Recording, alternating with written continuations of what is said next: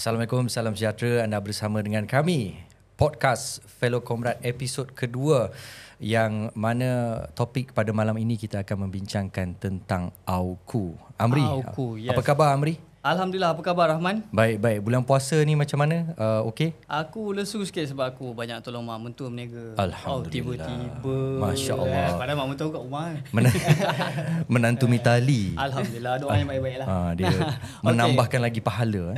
Selamat datang guys ke episod 2 Fellow Comrade Podcast. Hari ni kita akan bawa isu AUKU, isu yang agak panas. Dan AUKU ni sebenarnya suatu akta yang dah 50 tahun ditubuhkan. Betul. Dan kita, kalau kita nak cerakinkan sedikit, Cerakinkan, baik ayat. dia diguna pakai untuk mengawal selia dan juga menjadi kerangka undang-undang and also undang-undang di universiti.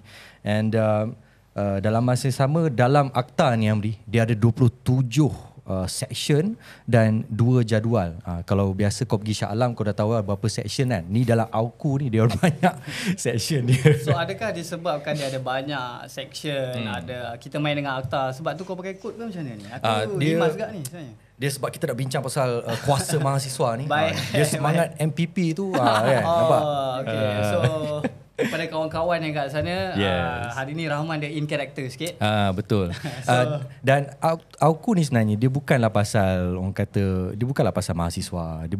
Dia berkaitan mahasiswa, dia berkaitan dengan kesatuan pelajar, tetapi sebenarnya dia besar lagi sebenarnya. So malam ni kita akan rungkaikan bersama dengan panel kita pada malam ini. So Amri, siapakah panel kita? Kita ada 2 panel. Satu kita boleh panggil dia OG. OG OG lah. Maknanya dia senior sikit. OG, aku ingat orang gila tadi. No. OG. Lagi satu agak junior dalam situasi AUKU punya movement ni. Faham. So tanpa buang masa, kita perkenalkan saudara Tarmizi. Saudara Tamizi, dia merupakan seorang pengurus projek dan operasi lead. Manakala seorang lagi, saudara Ashraf, dia merupakan Presiden Mahasiswa Demokratik Malaysia. So untuk pengetahuan tuan-tuan puan, malam ni kita bawa seorang Otai. Seorang lagi BBNU. BBNU dia bagi. So malam ni kita dapat tahu 2 situasi ataupun 2 senario, yang mana Tarmizi akan ceritakan, orang kata, pengalaman dia menjadi seorang aktivis mahasiswa pada era 2010, manakala saudara Ashraf dia akan ceritakan senario untuk budak-budak baru NAAP ni lah, pada era 2020 dan ke atas. Jadi kita terus jump into first attack lah, kita kira kan. Betul. First soalan. Okay, nak tanya Tarmizi, AUKU ni dia dah 50 tahun kan? Dia dah lebih daripada 50 tahun dan dia dah dipinda banyak kali sebenarnya. So yang paling orang kata hype adalah tahun 2012, which is mahasiswa dah ada sikit kebebasan, and then the latest is 2019. Betul. So dekat 2019 tu banyak mahasiswa yang dah mula expose dengan bawa bendera-bendera parti politik dalam kampus. So kita nak tanya Tarmizi, your movement is when dan macam mana situasi benda tu? Alright, baik. Terima kasih. Bismillahirrahmanirrahim. Assalamualaikum warahmatullahi wabarakatuh. Nampak. Otai. Kawan tu bekas moderator kot. Moderator, sorry. Up lebih tu ya. Dia sebenarnya bila kita bercakap tentang movement, student movement lama dekat kampus ni, kan, dia tak boleh lari daripada Islamic movement. So that's why kita mulakan tadi dengan pertahankan pimpinan ulama. Jangan baju dah sama. Lagu kena tu posing macam ni kot. lagu tu kalau masa tahun aku 2011 2012 tu, dekat dalam bilik aku buka tiap malam. Itu kisah dia. Boleh suruh dia nyanyi sekali. Tarmizi pakai serban ke macam mana masa tu? Aku ada gambar aku pakai serban. Jangan. Power mat. Okay. Sila. Bet, terima kasih soalan tersebut. Aku rasa itu satu soalan yang sangat menarik lah.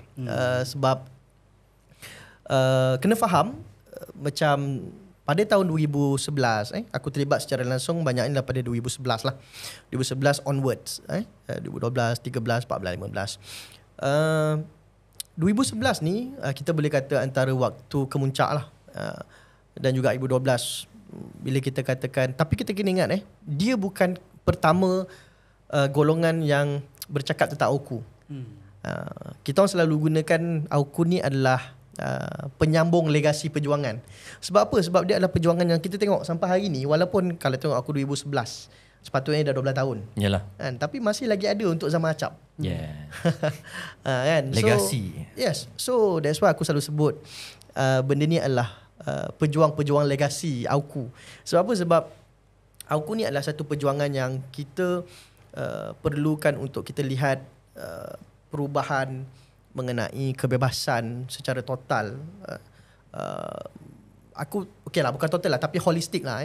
Holistik berkenaan dengan kampus, aku rasa itu, ataupun akademik, bila kita cakap secara besar. Tapi waktu itu zaman aku 2011, aku terlibat secara langsung sebab waktu tu aku berada di kampus UPM, Universiti Putra Malaysia.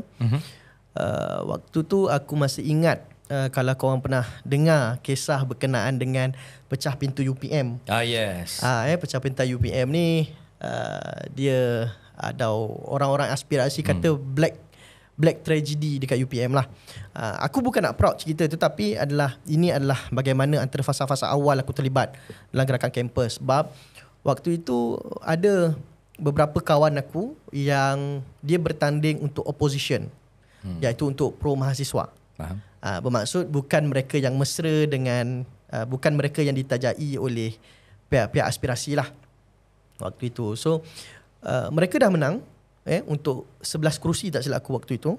Tetapi mereka dituduh ada seorang buat bantahan menyatakan bahawasanya calon-calon ini bertanding secara berkumpulan. Bayangkan bila hari kampus kau tak boleh bertanding secara berkumpulan. Kau tak boleh bertanding atas nama parti, kau kena bertanding atas nama diri kau sendiri. Aku kata macam satu halangan yang tak masuk akal lah.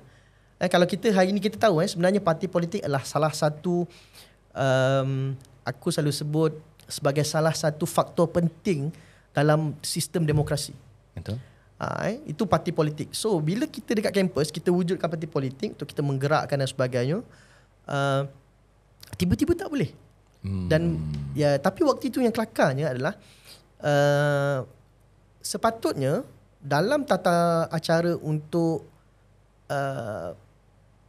apa kita kata, untuk buat protes, engkau nak protes, engkau kena protes bayar RM100 untuk protes lah. Betul I mean, setiap untuk protes satu calon kena ada RM100. Okay. Dan borang lah. Tapi apa yang berlaku pada waktu itu adalah protes bayar RM100, tapi untuk protes 33 calon yang dihantar oleh pro mahasiswa waktu tu. So bila kita berjawab, kita bertanya dan sebagainya kepada pihak universiti waktu tu, pihak universiti tak dijawab lah. So waktu tu yang kita buat, kita demand untuk pihak HP ataupun TNC HP waktu itu untuk tarik balik pembatalan kemenangan kita punya calon. Dan juga pada waktu yang sama kita demand supaya TNC HP minta maaf. Tapi disebabkan perkara itu tak berlaku dan ada berlaku sedikit orang kata apa, isu pada waktu itu hingga menyebabkan pecah pintu lah. I mean, yang pecah pintu tu kau yang buat lah. Salah seorang lah. Dia tak nak mengaku. Kan? Salah seorang lah waktu itu, aku masih ingat lah. Very interesting experience lah waktu itu. Cuma selepas daripada perkara itu berlaku, huge transition berlaku dekat UPM. Apabila pelajar boleh untuk mula bertanding secara atas berkumpulan. Ada beberapa perkara yang ni lah. So, tapi benda-benda ni yang kita kena faham, benda-benda ni semua di bawah AUKU. Kan, benda-benda ni semua di bawah AUKU dan sebagainya. So that's why itu pada mula bagaimana aku boleh terlibat secara langsung lah. Dan kemudiannya tahun seterusnya pada tahun 2012 aku dilantik sebagai pengurusi Pro-M UPM, pengurusi mahasiswa UPM waktu itu. Dan kemudiannya memang aku menguruskan secara langsung lah isu-isu kampus, isu-isu berkenaan dengan MPP yang terutamanya daripada kami punya grup lah. Dan kita kena faham khususnya bila aku bersebut tentang pro mahasiswa ni biasanya dia adalah satu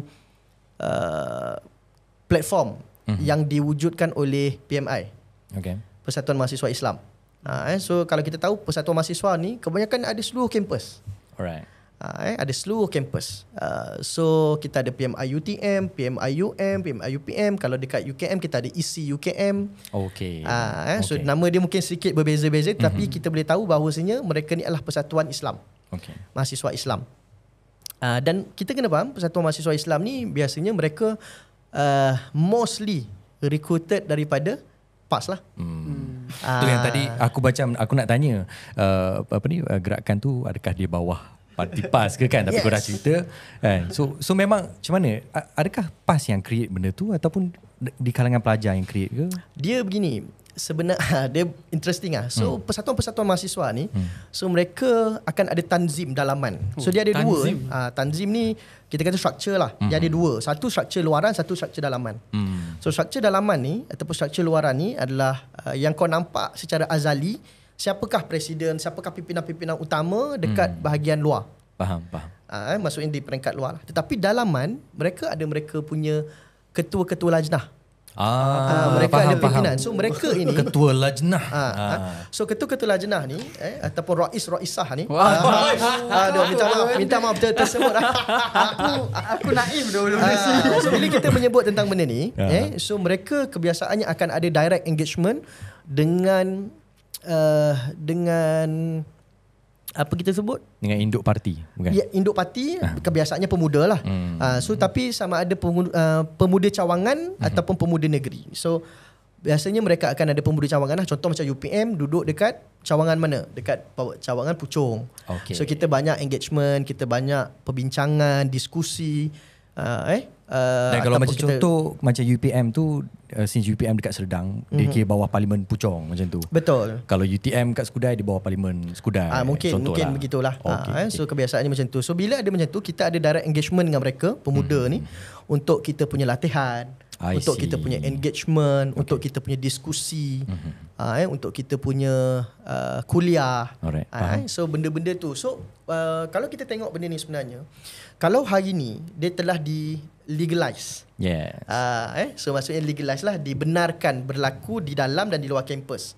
Kalau dulu dia tak dibenarkan. So bila tak dibenarkan, kita terpaksa lakukan benda tu secara sir ataupun secara rahsia. Secara rahsia. Sebab itu kenapa dia ada pimpinan luaran, pimpinan dalaman. So mungkin pimpinan luaran tak sama dengan pimpinan dalaman. Sebab kalau apa-apa berlaku dekat pimpinan luaran, pimpinan dalaman masih selamat macam mana nak menyelesaikan masalah. Kan? So yang transition yang Tarmizi cerita ni adalah yang transition pada tahun 2019 ke, yang mana student boleh terlibat parti politik luar dengan dalam ni. So bermaksud dekat sini sebenarnya, kalau tadi soalan bagaimana kalau kita tengok apa yang berlaku tu, sebenarnya kalau dulu dia bukan hanya PAS sajalah, minta maaf cakap. Kita tahu aspirasi pun sebenarnya didanai oleh pihak kerajaan. Kita pernah ada dapat satu dokumen. Sebenarnya pihak calon-calon aspirasi dulu waktu itu, mereka dapat tajaan daripada MCA juga. Kita dapat tangkap. Kita dapat dokumen, paperwork dan sebagainya. Kan? So benda tu adalah benda yang bagi saya dia bukan satu benda yang pelik. Kan? Macam 2019 kita tengok, benda tu telah pun dibenarkan. Tidak ada halangan dan sepatutnya boleh dilakukan lah. Cuma dulu, adakah benda tu berlaku? Ya, berlaku. Dekat kampus. Cuma benda tu dilakukan secara dalaman. Faham. Even pihak kerajaan pada waktu itu pun mereka tidaklah akan menunjukkan yang mereka ni UMNO secara terang-terangan. Kan, tapi kita tahu dari segi pembawaan, dari segi ideologi, calon-calon tersebut ataupun mereka-mereka yang terlibat dengan MPP pada waktu itu ataupun aspirasi, mereka cenderung ke arah kerajaan dan mengikuti apa yang aspirasi kerajaan bawa waktu itulah. So itu yang saya boleh kata bagaimana dia transition. So I think untuk Mizi ni kita tarik handbrake dulu. Yes, sebab dia sangat-sangat interesting. Yes. Dan aku nak pergi ke Ashraf. Ashraf. Wah, Acap boleh. A lah, bagi A lah. Okay, so kita tahu Tarmizi dia ada involvement dengan komuniti Islam punya persatuan dalam universiti. Pengalaman Tarmizi ni like 10 tahun. Yeah, so Ashraf dia is new wave. Yeah. Dan dia ada isu baru-baru ni tapi not now. So kita nak tanya, adakah Ashraf you pun ada influence by the party politik outside the campus to move movement daripada dalam UiTM ataupun memang inisiatif you and on your team? Kalau cerita tentang pelibatan saya dalam kita kira landscape gerakan mahasiswa ni, sebenarnya bila yang isu saya bersuara tentang isu mahasiswa ni back before saya terlibat dalam parti politik lagi. Cuma kalau kita nak ambil skop yang terdekat apa yang terjadi baru-baru ni, gerakan yang kita cuba lakukan ni, dia adalah satu gerakan yang of course lah, demokratik ni kita tubuhkan, memang kita declare kepada awam yang kita adalah affiliate kepada muda. Itu adalah satu declaration yang jelas kita buat. Tapi walau bagaimanapun, kita tidak dikira sayap. Sebab muda, prinsip muda jelas memang tak ada sayap. Sebab tu demokratik kita tubuhkan sebagai satu organisasi yang mana kita carry the same prinsip macam mana yang muda bawa. Tapi dalam masa yang sama kita punya autonomi tersendiri.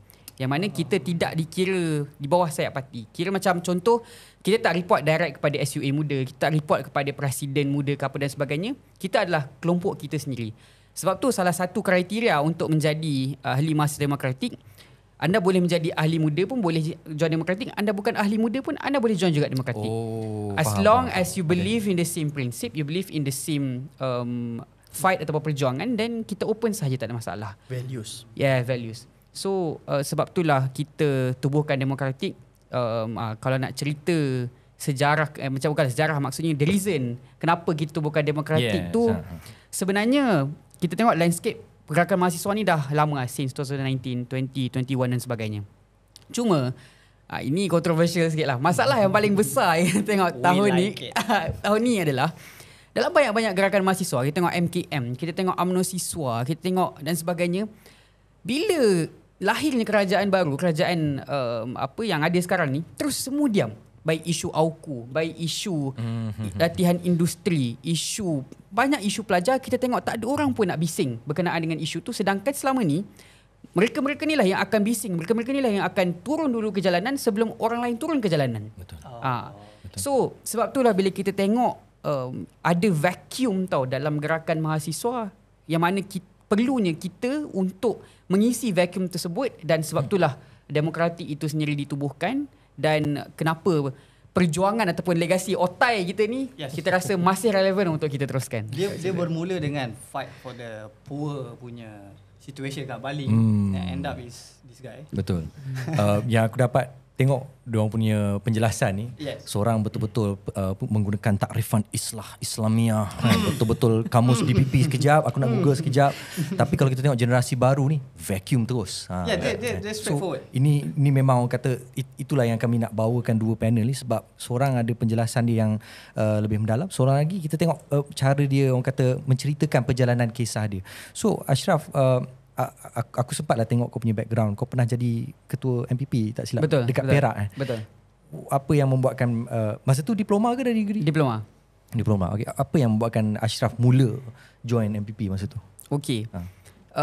Sebenarnya masa ni lah aku boleh guna aku atau boleh. Aku ni ada satu perangai yang aku suka try benda baru. Okey, aku cerita background dah. Dekat UiTM Perak ni, kita ada dua kampus, iaitu Seri Iskandar dan juga Tapah. So, kita punya pengurusan negeri adalah di Seri Iskandar. So, rektor dan sebagainya di Seri Iskandar. Tapah ni macam cawangan lah di Tapah. Tapi aku berada di Tapah.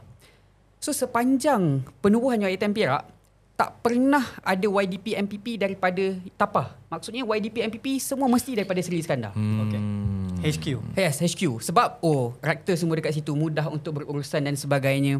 So, masa aku decide untuk bertanding masa tu, kawan-kawan macam, kita join sekretariat MPP dulu dan sebagainya. And then kawan-kawan macam, Ashraf join lah MPP. So, aku macam bertanding. So, bertanding dan sebagainya. Then kita macam, ada rezeki menang. Okay. So, masa tu lah aku fikir macam, sebab dalam peraturan, tak ada cakap pun tak boleh ada YDP daripada Tapah. Tapi dia ada skepticism tu yang, pengurusi MPP, YDP MPP kena daripada HQ tu sendiri. Dia ada unwritten rules. Yes. So bila kita tahu benda tu tak ada salah pun, so dekat situlah aku cakap kita buat gerakan, kita establish first YDP daripada Tapah. So kau lah yang first kat sana ni? Betul. Barang rare boh. So since aku first, selepas tu YDP semua daripada Tapah. Dia tak nak berubah lah. Faham.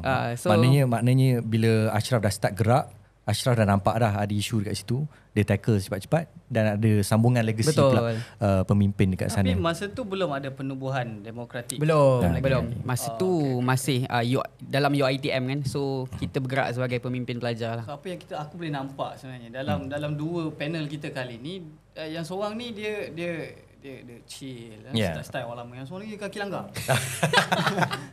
dia marah kau. Tak boleh kira juga. Kau lupa ke dia pecah pintu tu? Yelah, aku cakap. Amin salah seorang. Orang salah lama seorang. ni dia bila buat kerja tahu-tahu dah boom. Okay. So Kita nak move kat next slot pula, Amri. Kita nak tanya dua-dua pasal aktivisme mahasiswa. Tadi kita sentuh intro je kan, gambaran sahaja. So next kita nak sentuh mendalam sikit tentang gerakan dia orang, dan pada penonton jangan lupa untuk subscribe. Ni kita terlupa nak promote Amri. aku bukan jenis orang macam tu sebenarnya, tapi guys, subscribe and boleh komen sebab ada komen yang cakap aku agak liar first episode kan. So aku behave. Biasalah tu, biasalah. Patutlah macam sopan je malam ni kan. So untuk episod kali ni pun aku macam into juga nak belajar sebab banyak benda dengan Auku semua. Aku dah tinggal dunia belajar dah lama. Betul. Aku pun tak into dengan ni. Okay, tua dah kita. Aku ada satu soalan yang aku nak terus tanya dekat Ashraf especially. Berkenaan dengan isu yang paling latest. Okay. Can we go that? Kita rehat dulu. Kita jumpa, kita tahan dulu soalan kau ni kan. Let dulu dan kita jumpa sekejap saja lagi.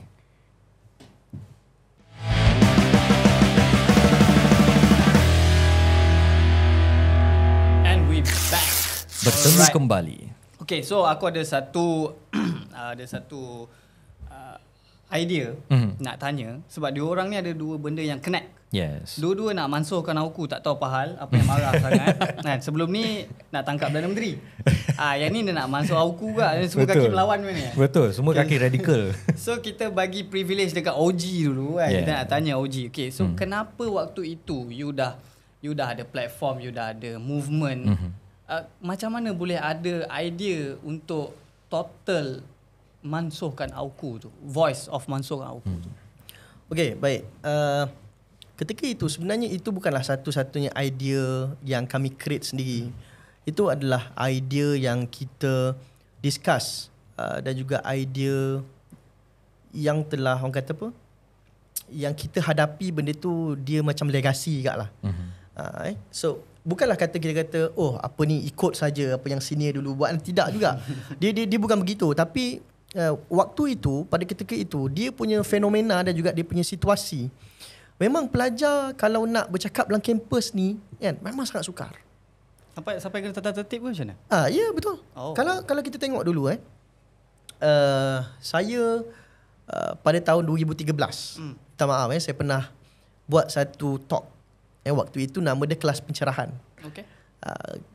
Waktu itu saya sepatutnya dah tamat pengajian, tapi saya sambung master di UPM. Alhamdulillah. Tapi waktu tu saya tak tamat pengajian lah, tak habis lah. Saya 3 kali belajar master, kali ketiga baru habis. Tapi waktu tu 2013 saya buat satu talk. Saya jemput waktu itu saudara Wan Saiful. Jangan main Wan Saiful saya panggil. Masa tu kawan lah. Sampai sekarang kita kawan. Alhamdulillah. So pertahankan ukhuwah. Jangan. Jangan kalau duduk dengan dia punya lagu pun lagu-lagu daripada ni kan Islamik. Tapi tak apalah, kita saya nak bagi tahu, kita jemput dia waktu itu. Buat satu talk berkenaan dengan sistem terbaik ekonomi untuk orang miskin. Tajuk dia waktu itu. Tapi disebabkan yang menganjur itu adalah alasan dia lebih kurang sama lah macam UiTM bagi. Tak dapat kebenaran. Sedangkan tempat yang kita buat tu adalah tempat yang memang tempat terbuka, siapa-siapa boleh masuk. Siapa boleh masuk, siapa-siapa boleh datang berbincang, diskusi, tempat yang memang tak perlu nak dapatkan kebenaran. Tetapi pada waktu itu tempat yang sepatutnya kita buat tu, pihak UPM seal dengan tali awas. Merah putih tu kan. Dahsyat. Seal dengan tali awas dan tutup power source. Dahsyat. Dan kemudiannya apa kita buat pada waktu itu adalah kita pergi ke kompleks akademik di sebelah Masjid UPM ni. Kat situ ada banyak bilik-bilik kuliah. Tapi kita nak tak nak kita terpaksa buat di kaki lima dia. Kita duduk bersila, kita pancarkan waktu itu kita pancarkan LCD projector dan kemudiannya kita berbincang. Kita duduk bersila waktu walaupun tepi-tepi tu ada bilik kuliah. Alright. Kan? Tapi yang ini saya nak sebut bukanlah saya nak hentam UPM. Saya sayang UPM, tapi saya nak cerita experience. Nampak tak? Kita experience kita di UPM itu maksudnya kita nak buat program sehingga kan saya masih ingat saya dipanggil di bawah jawatan kuasa tata tertib UPM waktu itu. Okay. Saya diinterview untuk memastikan bahawasanya saya sama ada bersalah atau tidak lah. Tapi saya katakan saya bernasib baik waktu itu. Saya masih ingat supervisor saya Dr. Marufah Ismail. Pakai kabel lah ni. So Dr. Marufah Ismail ni saya kalau dalam bab akademik saya fikir kebebasan akademik, saya fikir dia antara orang yang sangat kritikal dalam isu-isu berkenaan dengan kebebasan akademik. Dan beliau menulis satu surat, beliau menyatakan bahawasanya mungkin pelajar tersebut bersalah tetapi tidak sepatutnya dihukum kerana universiti sepatutnya meraihkan diskusi-diskusi idea. Betul. Menjadi tempat selamat. Kalau bukan di universiti, di mana benda ini nak dibincangkan. Dan kemudian saya tidak dikenakan tindakan lah. Tapi maksudnya melalui proses dan sebagainya lah. Saya masih ingat.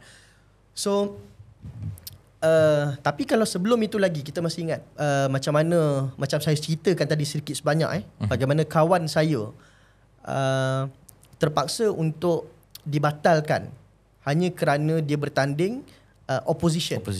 So UPM ni waktu tu memang sangat terkenal dengan orang kata kubu kuat aspirasi lah. Faham. So tiba-tiba ada 11 kerusi dibenangi oleh pro mahasiswa waktu tu. Jadi isu lah. Kan jadi isu. So bila jadi isu, TNC tak nak, TNC nak make sure that benda ni kita kekal majoriti lebih ramai orang-orang daripada aspirasi. Faham. So benda ni sebenarnya triggered banyak benda lagi. Sebab waktu tu sebelum tu saya adalah merupakan timbalan presiden dalam salah satu kolej kediaman di UPM, Kolej Tun Dr. Ismail ataupun kolej ketiga. Dan saya terlibat dalam beberapa isu berkenaan dengan bila kita nak buat program tak ada duit. Nak buat program tak ada duit waktu tu. Kan, tapi adalah isu-isu waktu itu kita tahu tapi rumah pengetua ada, rumah pengurusan boleh buat ni dan sebagainya. So itu yang triggered kita punya orang kata apa, isu waktu tu. So walaupun kita kata macam ini isu kecil kolej kediaman, yes kan, tapi sebenarnya itu bila kita tengok dalam kerangka yang lagi besar, good governance, isu integrity, so benda tu sebenarnya menjadi satu isu yang sangat critical tau. Worth to fight for. Faham. And worth to fight for. So akhirnya benda tu develop kita punya networking, develop kita punya circle hingga menyebabkan kita pergi kepada benda yang lebih besar. Kita pergi kepada AUKU, kita pergi kepada ini dan sebagainya. So AUKU ni sebenarnya kalau tanya kenapa kami rasa perlu di-abolish pada waktu itu, sebab waktu itu memang kalau gerakan-gerakan mahasiswa yang dianggap so-called anti-establishment ni, diorang takkan dipandang tak nak dengar. Tak ada ruang untuk kami berbincang dengan pihak kementerian. Maknanya dari dulu lagi lah isu ni. Memang tak ada ruang. Tidak ada ruang dan sebagainya. So kami dilihat adalah orang yang tak boleh berbincang. Mereka ni hanya orang jalanan, orang-orang yang tak erti berbincang. Kan, orang-orang yang tak erti pasal polisi, orang yang tak boleh buat pasal kajian, orang yang tak tahu undang-undang. So ini adalah lemparan yang diberikan kepada orang-orang di kaki jalanan. Faham. Kan? Contoh, tengok apa ni di pihak yang sebelah tu, dia tengok kau macam besar kecil je. Betul. Kan, benda tu rasa macam budak-budak yang pergi buat demo ni, mereka ni adalah orang yang tak erti tentang proses public policy. So ini adalah benda-benda yang kita digembar-gemburkan lah. Kalau macam ingat tak baru-baru ni bila Acap dengan kawan-kawan buat ni, pihak universiti keluarkan surat memo kata tak boleh. Kalau saya dulu di UPM, di UM ke dan sebagainya, kan di kampus ni dia punya, macam UPM dia ada U-Spot. U-Spot ni kita nak masuk universiti wifi, kita ada kena login kan. Ya betul. So bila kita login tu, notis pemberitahuan bahawa sini tak boleh join tu dah keluar dah dekat notis tu. Kita login dia keluar. Terus keluar. Tak Baru boleh nak join. login. Kita login tak boleh dah. So benda-benda macam tu lah. Kalau zaman saya dulu kena faham dia ada benda yang menarik juga. Saya rasa benda ni kena cerita juga. Kenapa benda ni wave tu kuat pada tahun saya. Kerana pada kita orang 2011 2012 dia adalah wave yang kuat untuk menuju ke pilihan raya. Faham. Dan kalau kita baca banyak kajian lah 2008 tu adalah antara proses democratization yang paling kuat di Malaysia. Betul. Kita tengok bagaimana perubahan beberapa pusat pentadbiran negeri daripada parti politik sekian kepada politik sekian. Okay? Dan 2011 ni dia macam dapat satu orang kata apa? Semangat untuk make sure that kita push menghala ke pilihan raya. Faham. Kita jangan lupa bagaimana connection dengan mahasiswa juga dengan parti politik tadi. Dia ada. Spirit tu dia ada. Berhubung kait lah. Berhubung kait. Walaupun kita percaya bahawasanya ada kita punya principle, kita ada banyak isu lah, isu Queen 4 yang kita bertentangan dengan pada waktu itu kita tak setuju dengan tindakan Menteri Besar Kedah, arwah Dr. Azizan. Okay. Oh ya. Okay. Arwah Dr. Azizan yang menggunakan AUKU kepada pelajar Queen. Kita boleh check balik cerita tu. So kita ni yang mana kita buat demo, kita fight ni, pemuda waktu tu marah. Pemuda marah. Mahasiswa buat. Pemuda marah. Bukan pemuda support. Okay. Okay. Ini betul ni experience. Mungkin kawan-kawan saya kata, ya nanti mungkin ada orang marah lah. Tapi kawan-kawan saya angkatan dengan saya boleh sahkan benda ni. Memang experience ni betul. Pemuda marah. Sebab kenapa lawan dengan ni? Sebab waktu itu arwah Dr. Azizan dia kata, AUKU masih ada, kita gunakan lah. Okay. Kan? Kita ni sebagai orang yang percaya bahawasanya kepada kebebasan akademik, kita sepatutnya, dan beliau juga pada waktu itu, beliau ni seorang yang baik lah. Tapi kita kena faham, ini dari segi prinsip isu. There is nothing personal. Okay. So benda ini kita bincangkan, kita kata kenapa kita tak ambil spirit walaupun undang-undang tu masih ada, kan, yang kita tak setuju dengan perkara tersebut, kenapa kita gunakan benda tu untuk tutup mulut pelajar.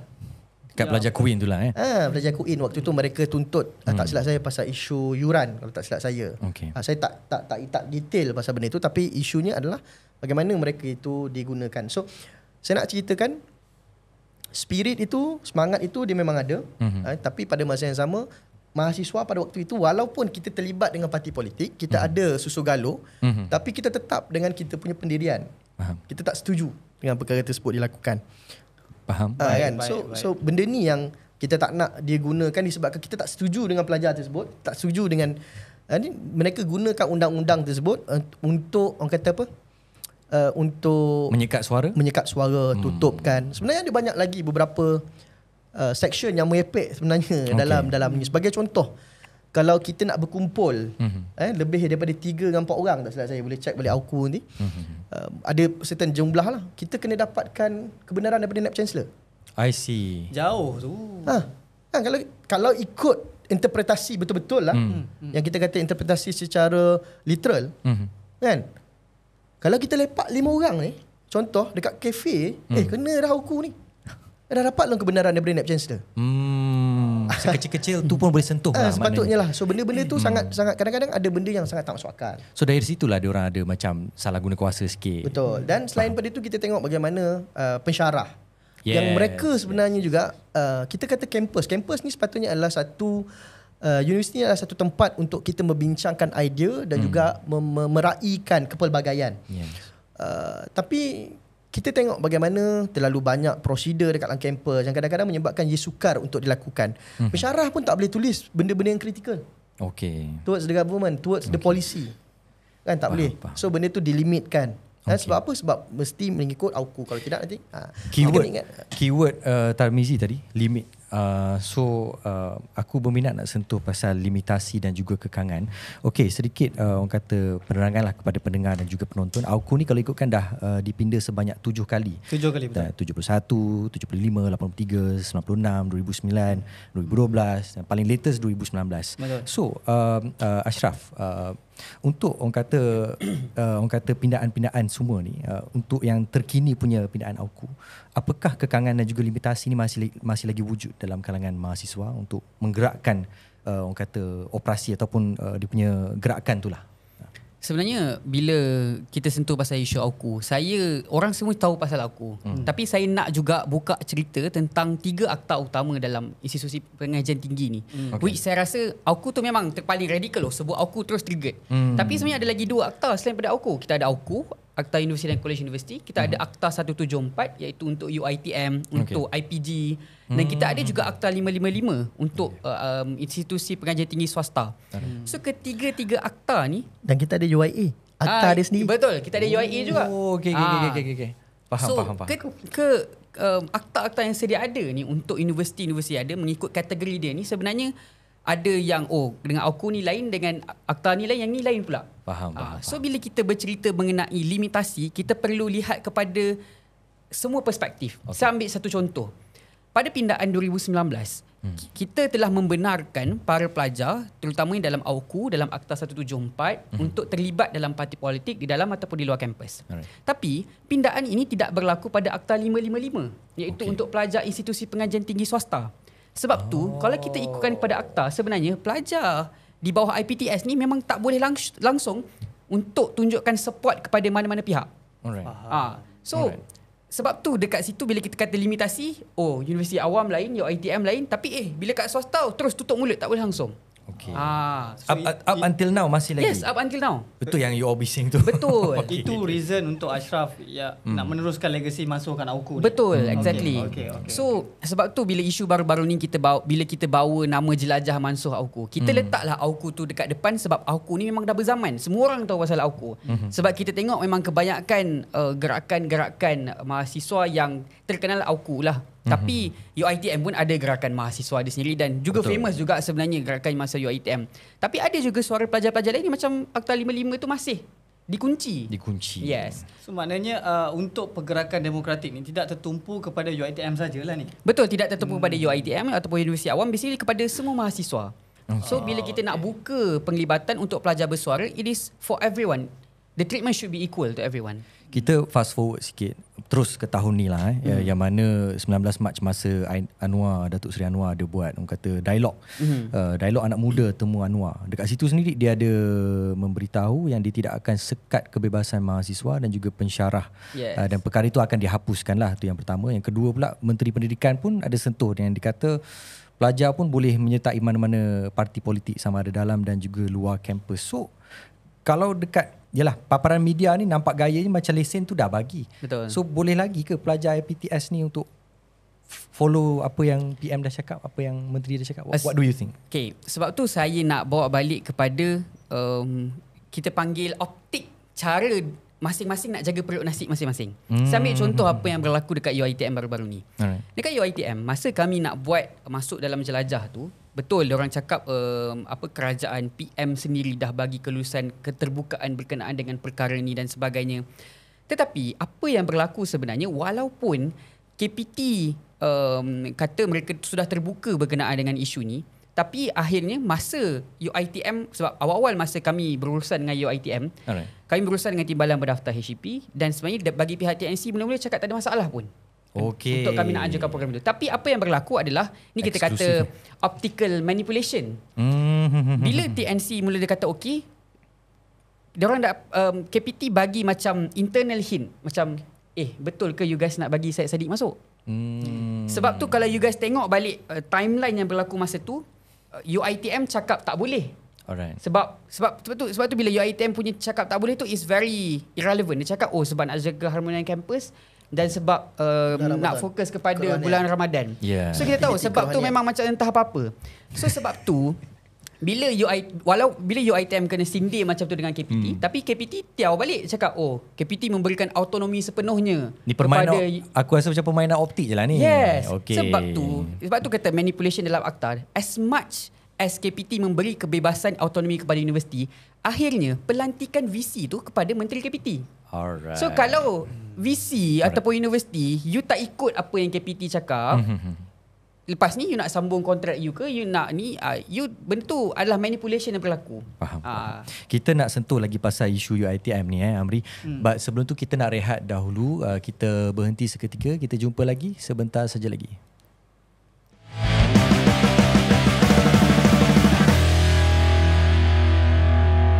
Bertemu kembali dalam episod podcast yang terkini bersama dengan saya Abdul Rahman dan juga Amri. Yes. Pada malam ini kita ada dua tetamu. Saya nak orang kata recap baliklah siapa tetamu kita. Seorang tetamu kita yang juga merupakan pengurus projek dan juga operasi lead, saudara Tarmizi Anwar, dan juga saudara Ashraf pula merupakan Presiden Mahasiswa Demokratik Malaysia. Yang mana pada malam ini kita akan membincangkan topik berkenaan dengan AUKU. Tetapi sebelum tu guys, tolong follow semua social media kita orang di Fellow Comrade. Ada dekat Instagram, ada dekat TikTok, type je Fellow Comrade, and also jangan lupa untuk subscribe Spotify Fellow Comrade dan juga akaun YouTube kami Fellow Comrade. Baik, Amri. Aku dah macam entertainment dah macam. Undi Macam. bawah. Afundi. Okay, right. So ada banyak soalan dekat dalam social media. Tapi the best thing is kita nak tanya. Okay, untuk Tarmizi, dia ada isu yang lead into something yang big, which is pecah pintu. And then untuk Ashraf, tak ramai orang nampak sangat isu yang apa yang boleh lead. So dan trigger satu soalan berkenaan dengan surat. Okay, so ini netizen lah, netizen. Okay, so dia orang kata surat event adalah 30 hari bulan. And then surat dihantar around 24 or 27. So adakah ini kau punya gimmick untuk nak hypekan MDM ke? Sampai nak pecah pagar ke apa, sebab at least ada portfolio lah. Pecah pagar. Macam orang kata nak promosi apa ni, kau punya gerakan. Gimmick. Ke memang kebetulan benda macam ni? Okey. Soalan ataupun reaction yang paling besar yang orang cakap saya disebabkan isu tu, saya memang bukan saja dimaki oleh front student, sampai alumni MPP pun memang kutuk lah. Polis bawa senapang bro. Serius lah? Pahal lebih lah. Serius lah? So memang sebab saya, semua orang tahu, like most of your ITM student kenal saya, yang saya sebenarnya pernah jadi YDP MPP dan sebagainya. So orang tanya, takkan aku tak tahu prosedur? So saya cakap, saya dah explain, saya siap tunjuk bukti kat Twitter, but kita tahu at the end of the day, orang nak dengar, dia dengar, dia tak nak dengar, dia tutup dengar, dia tahu nak salahkan kita je. So saya nak ceritalah ceritakan. Apa sebenarnya yang jadi. Teruskan. Ini platform untuk awak. Okay.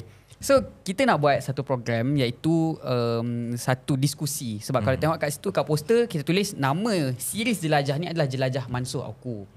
Dan cuma tajuk diskusi di ITM tu kita letak intern bukan buruh percuma. So maksudnya the name of the series, but untuk specifically di ITM kita letak nak diskusi berkenaan dengan intern bukan buruh percuma. So mula-mula kita keluarkan kita berhubung dengan pihak Timbalan Pendaftar Hal Ehwal Pelajar masa tu. Memang Timbalan Pendaftar Hal Ehwal Pelajar call Mahasiswa Demokratik, cakap masa kita nak buat program tu, dia cakap dekat kita, kami tak ada masalah di pihak HCP ITM Shah Alam, di pihak TNC kami tak ada masalah untuk laksanakan perkara ni. Awal-awal dia cakap, cuma mungkin Mahasiswa Demokratik boleh hantar surat kepada Timbalan Naib Chancellor. Masa dia cakap tu berapa bulan? Dia cakap tu 23, 22, ya lebih kurang. Korang dengar tu? Yes. So apa yang kita buat adalah, kita memang, saya takkan nak tunjuk screenshot dia call kan. Memang ada dia call. Kalau check nombor tu memang betul orang tu. Dia malah berdaftar HCP. Dia dah mula marah. Marah. So bila dia call cakap kat kita macam tu, kita pun okey, tak ada masalah, kita sedia untuk buat surat. Kita pun buat surat, kita draft surat, dan kita hantar surat tu bertarikh 24 Mac 2023. Kita hantar tarikh surat bertarikh 24 Mac kepada TNC HCP, dan kita CC kepada orang-orang terlibat HCP lah. So kita hantar surat. Dan pada 26 Mac 26 atau betul saya silap saya, kita dapat respon daripada HCP juga, cakap untuk program ni bolehlah mohon kepada pihak Naib Chancellor. Naib Chancellor. Sebab daripada mohon kepada TNC, dia kata mohonlah kepada VC Naib Chancellor. So kita pun okeylah, kita buat surat yang sama dan kita hantar pula kepada Naib Chancellor pada 27 ke 28 email tu 27 hari bulan kepada Naib Chancellor. Dan pada 28 hari bulan kita dapat surat balas rasmi daripada pihak TNC HCP. Dia cakap program ini tidak dibenarkan untuk dijalankan. Macam saya kata tadi, ada atas dua sebab. Pertama, untuk menjaga keharmonian kampus, dan kedua adalah untuk memfokuskan aktiviti rohani. So tapi betul ke? Patutnya korang buat lah program Ramadan ke apa kan? Buat tak boleh tu, tak boleh. Masuk AUKU ni benda. Once go black, never go back. Itu aku sebut. Sorry Jat Itu aku sebut. Aku kata masa aku cakap dengan pegawai undang-undang UiTM Shah Alam tu, aku kata, oh kalau kena buat aktiviti kerohanian, kelas pun tak boleh buat sebenarnya. Aku suka Tamizi. Satu sama. Sebab kelas ni Tapi bukan kelas aktiviti ibadah. kerohanian. Kelas ibadah. Oh, kalau ambil macam tu, maksudnya program tu ibadah. Bulan puasa ni. Betul cakap antum. Okay, so, lepas tu kita nampak masa dekat dalam media especially, diorang tunjuk masa depan pintu UiTM tu, like a lots of people yang berkerumun dekat situ. Katanya ada rundingan apa tu yang sampai senyap sangat tu. Oh, senyap Orang lain kat luar dah komplain panas kan. Macam tahu. Ada. Macam dekat sana. Okey lah, isu rundingan ni masa cerita dia masa saya dengan YB Syed Saddiq sampai di depan pagar pintu tu, daripada buka sikit dia tu tutup rapat. Betul-betul lah tunjuk, tak boleh betul. Okay. Memang saya rasa they do it for the gram lah saja nak dapat tunjuk kan. Do it for the gram. So bila dah macam tu, so saya dengan YB pun kita berunding lah dengan pihak keselamatan. Mula-mula mereka hantar wakil polis bantuan. Cuma kita request lah wakil HCP, wakil hal ehwal pelajar. Sebab bila kita request tu, tapi diorang tak hantar wakil HCP. Pertama mereka hantar bukan pegawai undang-undang, bukan, dia hantar wakil pejabat undang-undang. Okay. Hantar wakil. Pejabat undang-undang. So hantar wakil, so bukan wakil hal ehwal pelajar. So Okay. kita pun berunding, dia cakap tak boleh, kami hanya menjalankan tugas, Basically itulah naratif sama yang dibuat. Dia cakap tak mohon, kita tunjuk surat dah mohon. Sebab isu yang paling besar yang saya bangkitkan kepada orang-orang yang backlash kami, saya cakap kalau betul lah kamu nak kata kami ni tak ikut peraturan, kenapa daripada the first call that is made by HCP, kenapa surat balas pertama daripada TNC HCP tak sebut sikit pun pasal kalau nak buat program awak kena ikut peraturan sekian. Faham. Dia tak cakap langsung, dia cakap dua benda tu je. Sebab tu saya cakap, kalau betul kami ni tak ikut peraturan, kenapa TNC tak maklumkan? Kenapa pihak HCP tak maklumkan? So bila dah sampai dekat depan tu, kami minta juga wakil HCP, mereka hantar MPP. YDP MPP dan juga NYDP MPP. MPP pun turun MPP turun. Okay. Alright. Saya tak ada masalah dengan MPP because kebanyakan daripada MPP pun kawan-kawan saya, rakan-rakan saya. Memang sebelum kami hadir malam tu pun ada MPP pun ada juga, kita buat perjumpaan dan sebagainya. So kita tak ada masalah dengan MPP pun. Cuma saya bila masalah dengan MPP ni, saya cakap dekat masa tu dekat runding, saya cakap MPP bukan wakil HCP. Sebab MPP MPP terlibat dengan mesyuarat HCP, tapi akhirnya keputusan tu pada kuasa HCP. Pada kuasa TNC HCP. Bisinglah macam mana sekali YDP MPP tu pun, at the end of the day memang tu adalah kuasa HCP. MPP support event ni. MPP ni satu pula. Korang dengar tu. Dia play safe tau. Dia play safe. Dia cakap kami tak ada masalah dengan isu ni. Cuma kami ikut kepada saranan pengurusan. Diorang nak jaga position ke macam mana? Itu sebab tu saya cakap dekat MPP, saya cakap MPP, you guys have two options. Either you want to be on this, nak jadi majlis perwakilan pelajar ataupun nak jadi majlis perwakilan pengurusan. Make sense. Cubit. So memang sepanjang tak ada lagi, jarang lagi saya tengok MPP yang melawan pengurusan. Sebab walaupun dia diundi oleh pelajar, tapi dia boleh dipecat oleh pengurusan. Pelajar tak boleh pecat dia. Sebab tu at the end of the day, they are most of the time they are answerable to the management. Okay. Itu kita dah dengar penjelasan daripada Ashraf tentang apa yang berlaku di UiTM baru-baru ini, dan sangat orang kata dia punya cerita tu dahsyat jugalah kalau ikutkan. Dan aku macam bila dengar anak-anak muda mahasiswa nak gaya sikit, Jangan. bila kita tengok mahasiswa Macam MPP lah. aku itu aku nak dapatkan punchline dia orang ni. Lambat Tamizi. Geram. But anyway, aku suka bila dengar cerita Ashraf dan juga Tamizi masa dia cerita pasal gerakan dia orang ni kan. So nampaklah politik tu dah start daripada awal lagi, daripada institut pengajian tinggi lagi, dan gaya diorang berpolitik tu dengan cara macam yalah kita kena akur dengan itu. Biasalah tu jawapan BS lah kan orang-orang politik, dan benda tu dah diamalkan daripada IPT. Lagi ingatkan diorang ni agak radikal, but di sebaliknya. Alright, tak apa, penjelasan tentang baru-baru ni tentang UiTM pun Ashraf dah ceritakan. Kita nak patah balik dekat saudara Tamizi. Mungkin saudara boleh orang kata cuba rangkumkan tentang orang kata your perjuangan pada ketika dahulu. Mungkin you nak fast forward pun tak ada masalah. Okay, tapi sebelum tu aku just nak tanya. Okay, sekarang ni Tamizi, you mungkin dah lama tinggal dengan universiti. Tapi you mungkin in future ada plan untuk sambung belajar whatever. So continuous movement spirit tu adakah akan berterusan ataupun you really leave it to the young generation? Ada usik-usik sikit ke kalau ada nak masuk parlimen ke? Kalau perjuangan tu sudah tidak ada, maknanya saya takkan berada dekat sini pada malam ni. Kerana perjuangan berkenaan dengan AUKU tu saya rasa masih lagi dekat dengan jiwa saya, sebab saya percaya bahawasanya kampus ni walaupun kita sudah pun tamat pengajian, sebagai contoh kita dah habis, saya graduate 2012. Degree saya graduate 2012, lama dah habis. Tapi pada masa yang sama engagement dengan pelajar tidak selesai. Saya bagi tu contoh tahun 2019 saya tamat pengajian master saya di Mahidul, saya balik, saya terus continue kerja dengan lead. Lead ni dulu saya buat part time, tapi bila saya balik 2019 saya decided untuk buat secara full time. Dan kebetulan masa tu saya baru je selesaikan, kita dapat satu grant lah, projek untuk bersama juga dengan kerjasama menjadi sekretariat untuk caucus ahli parlimen muda Parlimen Malaysia. So Caucus Ahli Parlimen Muda Parlimen Malaysia ni sebenarnya adalah satu inisiatif daripada waktu tu Amin Ahmad.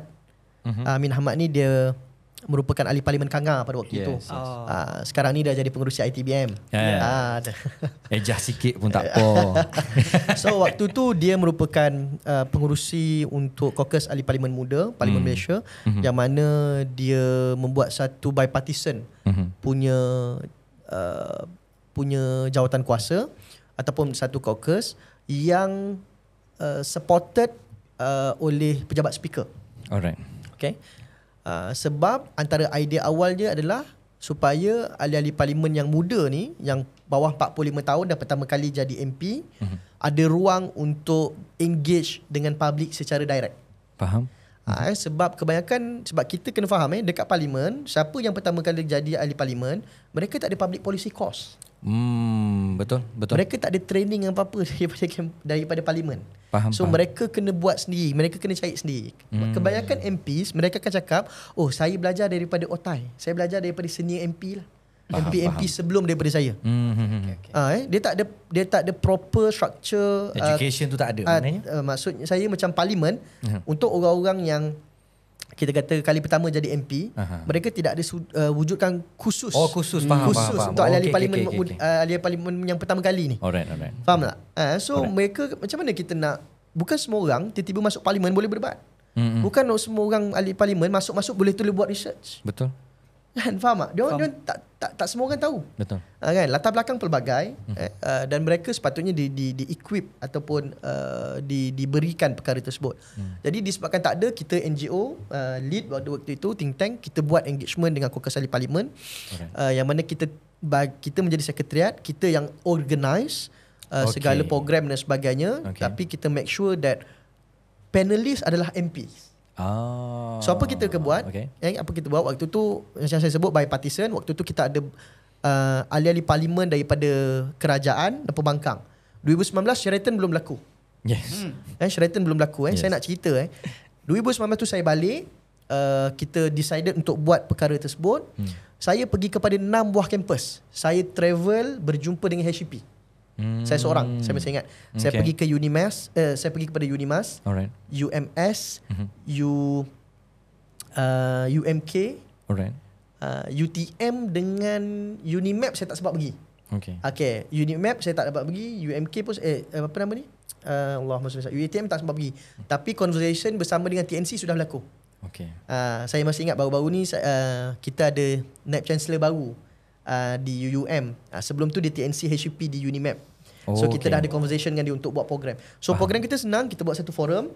Forum dia adalah kita buat prospek dan cabaran untuk Malaysia. So kita, tapi dalam tu ada spesifik topik lah. So kita berjaya buat 3 program. Kita buat di Unimas, di Unimas, kita buat di UMS dan juga kita buat di UMK. Di UMK saya jemput Fadli Syahri, YB Fadli Syahri sekarang. Kita jemput YB Nick Nazmi. Oi, saya Kelatam. Memang sajalah kan. Okay. Kemudiannya kita jemput pensyarah daripada UUM. Alright. Dan moderator daripada pensyarah dari Dr. Tamizi daripada UMK. Okay. Dan juga di Unimas kita ada Unimas dengan siapa Unimas dengan Kelvin Yee. Okay. Lepas tu ada wakil Lukan Isman, Timbalan Menteri Kesihatan kita sekarang. Okay. Kemudiannya maksud tu kemudiannya di UMS kita jemput Arthur Joseph Kurup. Okay. YB Arthur Joseph Kurup. Kita jemput juga di Unimas Allahumma salli ala Muhammad. Siapa seorang lagi saya terlupalah. Tapi maksudnya mesti ada kerajaan, mesti ada pembangkang MPs. Okay.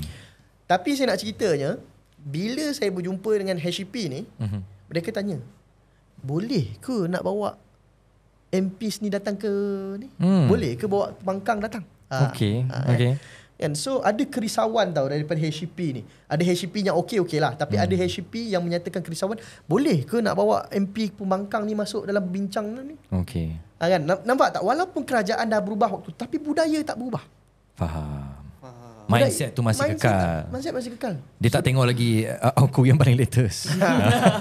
Dan kalau AUKU tu pun paling latest, kan, spirit ataupun kita kata budaya tu masih lagi ikut-ikut yang lama. Political willing tu. Political will. Itu benda yang paling penting. So benda tu, kan, benda tu masih lagi menjadi satu tandanya. Adakah benda tu boleh dibuat? Aku tak kena apa-apa.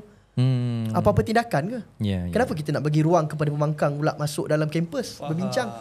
Nanti dia akan datang, akan bawa dia punya idea, akan bawa ini orang tak faham. Yang kita kata kadang-kadang pihak pentadbiran kampus dia, kita tak patut takut dengan perbincangan idea. Perbincangan idea ni yang telah menyebabkan manusia maju dan makin cerdik. Betul. Tapi bila kita sekat, kan, kita sekat dan kita cuba mandomkan mereka, akhirnya kita akan dapat pelajar yang mereka tak kritikal lah. Mereka yang hanya setia dengan pihak pengurusan, setia dengan apa saja pihak universiti yang buat. Sedangkan kita kena tahu, universiti kita, pelajar bayar yuran kat universiti. Walaupun kita kata 95%, 90% sebenarnya subsidized by the government, doesn't care. I still pay another 10% or 9%, 5%. Okay. Yep. And I have the administration must accountable to me as a taxpayer money, So universiti ni adalah sebenarnya satu platform untuk kita bentuk next generation yang lebih keterbukaan dan seterusnya. Betul. Sebab generasi di peringkat IPT lah, bila mereka dah ada platform untuk orang kata menyertai gerakan-gerakan dan dapat pendedahan daripada contoh yang daripada lead pun nak gerakkan orang kata MP untuk turut bersama, adakan forum dengan pelajar, sepatutnya benda tu tak patut dihentikan ataupun dipersoal macam boleh ke tidak boleh, kan. So anyway, itu daripada pihak orang kata saya kira sebagai peninggalan daripada pihak Tarmizi lah, peninggalan terakhir when it comes to orang kata usaha dia. Tak ada, dia takkan stop Dia takkan stop. Mesti ada punya topik lain mesti ada. Kita patah balik ke saudara Ashraf, yang mana kita nak sentuh balik tentang orang kata tadi kita dah bincang pasal AUKU apa semua.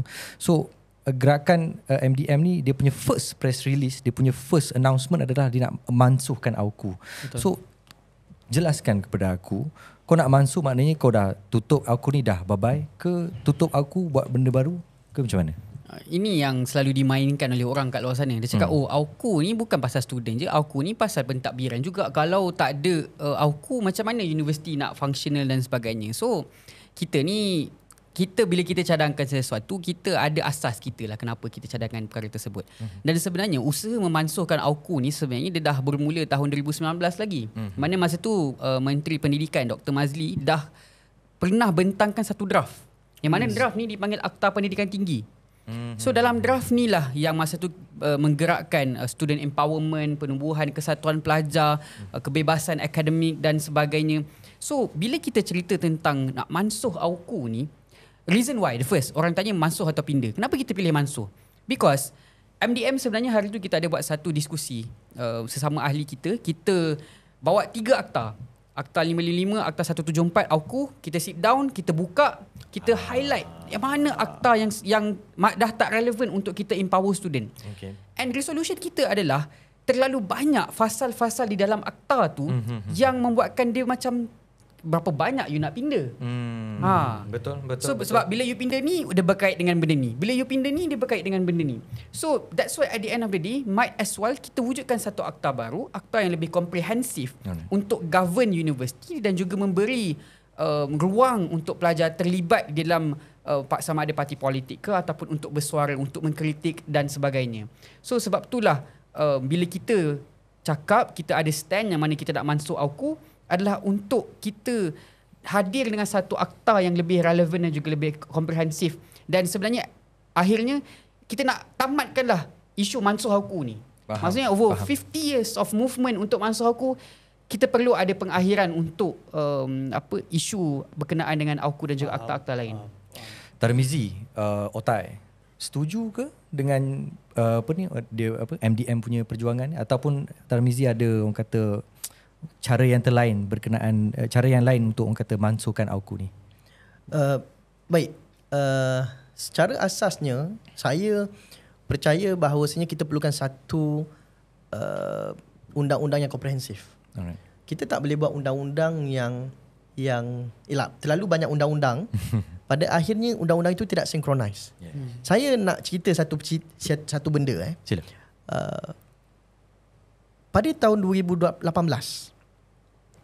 ke 2019, 2018 betul.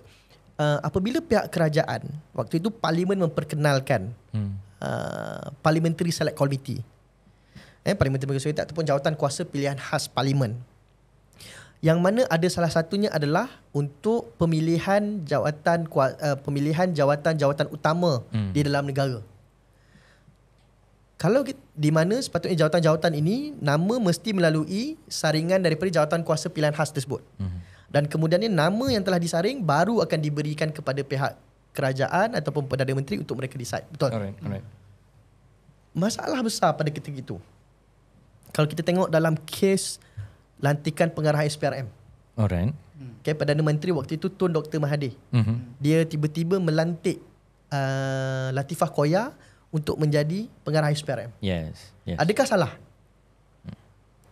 Tak salah sebab dalam akta SPRM stated kuasa melantik pengarah SPRM adalah Perdana Menteri. Okey. Faham tak? So, waktu itu walaupun badan legislatif kita telah mewujudkan satu jawatan kuasa pilihan khas yang sepatutnya disinkroniskan dengan akta SPRM tersebut, tapi ia tak berlaku.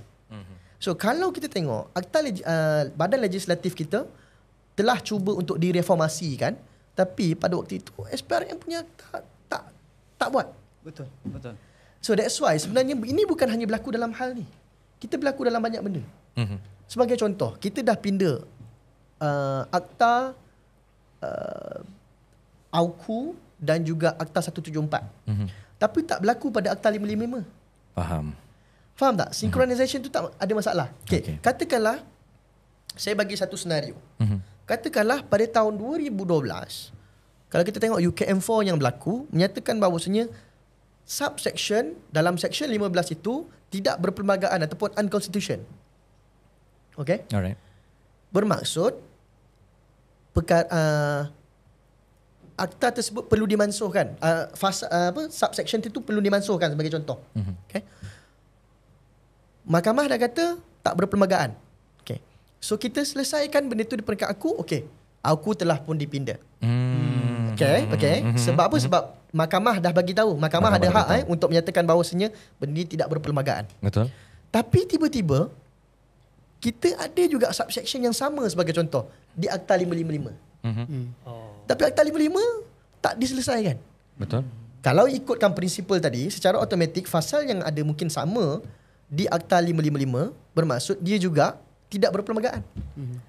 Faham tak? So that's why kita kata perkara ni perlu dilakukan lah. Ini in realitinya, secara idealnya saya inginkan begitulah.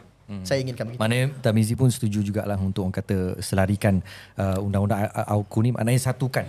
Betul. Mansuhkan dahulu yang ni and then ciptakan akta yang baru.